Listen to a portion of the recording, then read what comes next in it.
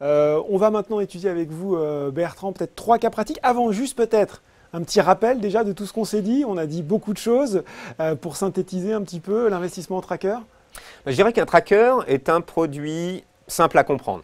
Il va répliquer la performance d'un indice en temps réel, aux frais de gestion près.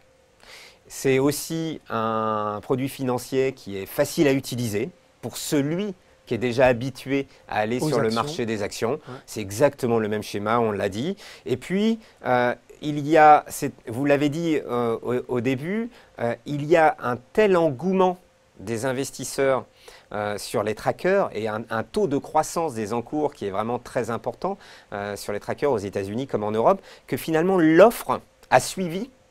On est passé de quelques centaines à quasiment près de 2000 trackers listés en Europe en l'espace de quelques années. Ça veut dire que si on cherche aussi une thématique très pointue, un indice très généraliste, très global, mondial ou américain, on va toujours trouver ce que l'on cherche. Voilà, parce qu'il y a plus d'indices cotés dans le monde qu'il n'y a d'actions cotées dans le monde.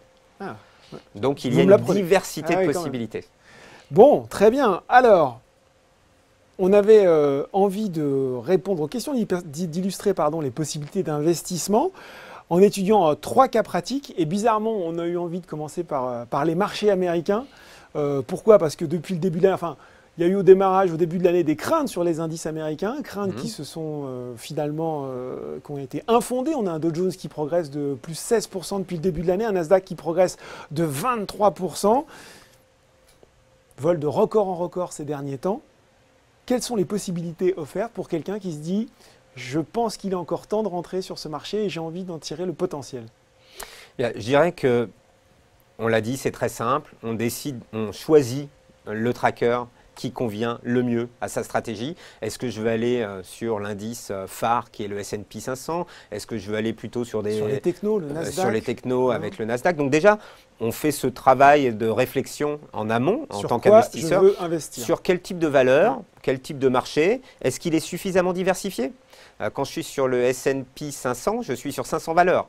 Donc on est déjà diversifié. Si jamais il y a un accident de parcours sur l'une de ces valeurs, c'est un accident parmi 500. Sur le CAC 40 ou le Dow Jones, si je ne dis pas de bêtises, il y a 30 valeurs dans le Dow Jones.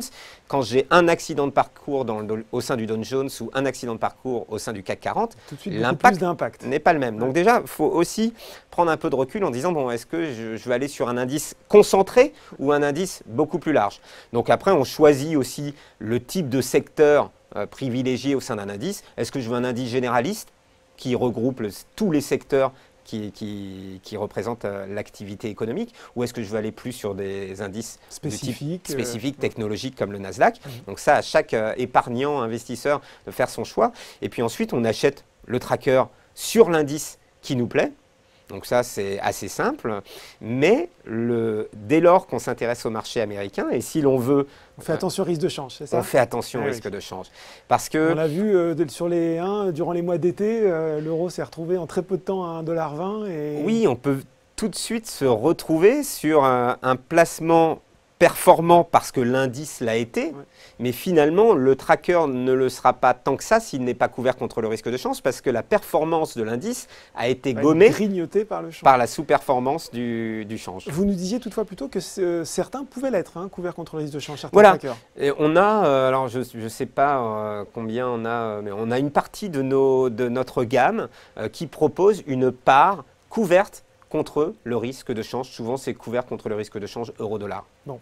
J'avais donc justement un internaute qui se demandait si vous aviez une gamme de produits éligibles au PEA permettant de se positionner sur les principaux indices américains. La réponse est oui. Oui, alors, essentiellement sur le S&P 500. Je sais que j'en parle beaucoup, mais les trackers que nous proposons sur le S&P 500, puisqu'on propose différentes parts, c'est distribution, une qui est couverte contre le risque de change, ils sont tous éligibles au PEA. Lui, il voulait se positionner à la baisse. Est-ce que vous avez ça? Non, nous ne proposons pas de tracker bear ou qui profiterait d'une baisse ou pour se prémunir contre une baisse. On pourrait éventuellement aussi acheter ça comme un outil de couverture.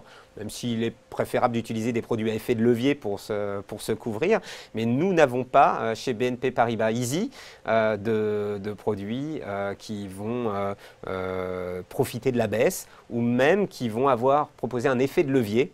Vous savez que sur des trackers, on peut avoir un effet de levier jusqu'à 2, ouais. Mais ce qu'on expliquait tout à l'heure, mais nous n'en avons pas. Nous n'avons que des trackers qui répliquent la performance de l'indice à la hausse comme à la baisse. C'est-à-dire que si l'indice fait 1%, le tracker fera 1%, moins les frais de gestion.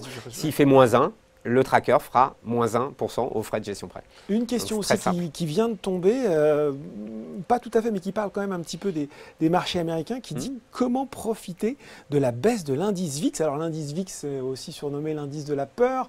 On fait directement référence ici à la volatilité des marchés qui est très basse en ce moment, même de façon extraordinairement basse. Est-ce que vous avez un produit pour ça? Bon. Nous n'avons pas de tracker qui réplique l'indice VIX ni d'autres indices de volatilité. Après, répliquer l'indice de la volatilité à la baisse avec l'effet de change qu'on peut avoir aussi, même si finalement la volatilité n'est pas libellée dans une devise particulière, mais le VIX doit être, j'imagine, l'indice coté en dollars, donc je pense qu'il doit y avoir un effet de change là-dessous. Mais non, nous ne proposons pas ces trackers. Et pareil, question, comment trouver les bons supports? Là, question difficile aussi, je trouve, pour profiter de la hausse des taux. Alors, hausse des taux, pour le moment, on ne la voit pas forcément encore, mais peut-être qu'elle va arriver. Alors, pour profiter de la hausse des taux, on peut se positionner sur des ETF obligataires. Mais après, qui dit hausse des taux, dit normalement baisse des placements obligataires. Donc il faudrait à ce moment-là aussi mettre en place une stratégie baissière sur des trackers obligataires. Ça devient aussi une stratégie beaucoup plus complexe à mettre en œuvre. On ne propose pas, nous, d'ETF baissier. Ou alors, il faudrait aller sur un tracker qui distribue un coupon où on pourrait toucher, s'il a une part D distribuante, on pourrait toucher ce coupon et si le coupon est meilleur, se réévalue. Se réévalue, on pourra en profiter. Mais là, on rentre dans des stratégies qui sont quand même un peu plus complexes. Plus compliquées. On avait vu un autre cas pratique, cette fois-ci sur l'immobilier coté. En préparant l'émission, je vous ai demandé foncière européenne ou foncière de la zone euro. Justement, ça peut être intéressant. Alors, j'ai envie de jouer l'immobilier coté, de miser sur l'immobilier coté en Europe. Comment je peux m'y prendre? Alors là, c'est effectivement aussi très intéressant. Pourquoi? Parce qu'on a parlé de diversification par classe d'actifs. Et à partir du moment où on décide d'aller sur des actions, on s'expose au risque action. Sur des obligations, on s'expose au risque de taux. Sur les matières premières, au risque de matières premières, au risque de devise aussi, qui va pas mal impacter les matières premières. Si on va sur l'immobilier en dur, on s'expose au marché, au risque du marché immobilier. Mais si on va sur l'immobilier financier, donc là ce sont des sociétés foncières qui sont dans les indices. Rodamco, Clépierre. Rodamco, Clépierre. Là, on a deux ETF, un sur l'indice EPRA, qui est un indice dit de foncière cotée, et un euro, de la zone euro, et un autre sur l'EPRA de l'Europe.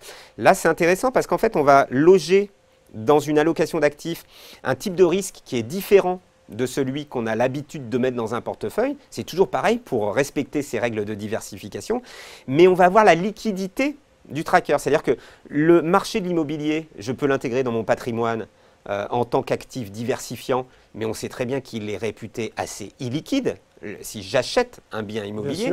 Là, on va pouvoir rentrer du marché immobilier. Évidemment, c'est un risque action, ça reste des actions, mais qui dépendent des fondamentaux du marché de l'immobilier et qui proposent une liquidité, puisque le tracker, vous pourrez l'acheter et le vendre à n'importe quel moment. Donc on l'a vu, même s'il y a un durcissement fiscal sur l'immobilier, on peut faire de l'immobilier en action. On peut faire de l'immobilier en action. Attention, ils ne sont pas éligibles au PEA.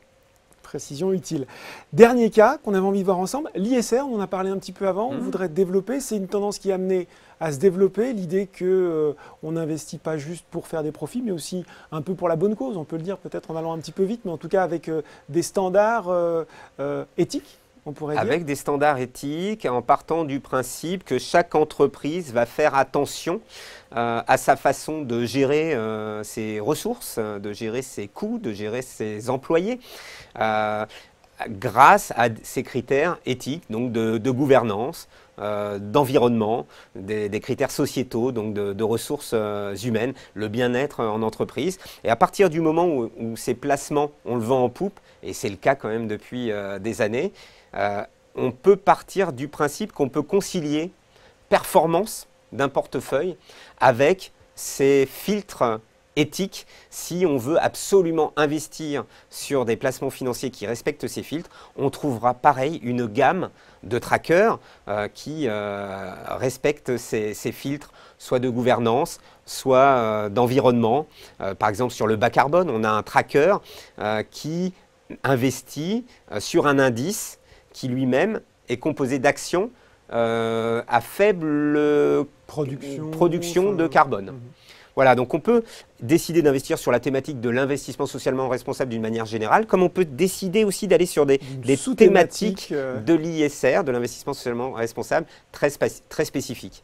Et vous me voyez venir, est-ce que l'ISR, est-ce que ça a des performances plutôt meilleures ou plutôt moins bonnes que les placements classiques? Alors, bon, je n'ai pas fait d'études sur le sujet, mais j'ai lu, comme tout le monde, certaines analyses. Et c'est vrai que de ce que j'ai lu, il semble que ça ne crée pas de sous-performance, qu'on arrive à générer la même performance sur le long terme entre un portefeuille avec des filtres éthiques et un portefeuille qui n'en a pas. Donc, je dirais autant ne pas s'en priver. Bon, très bien.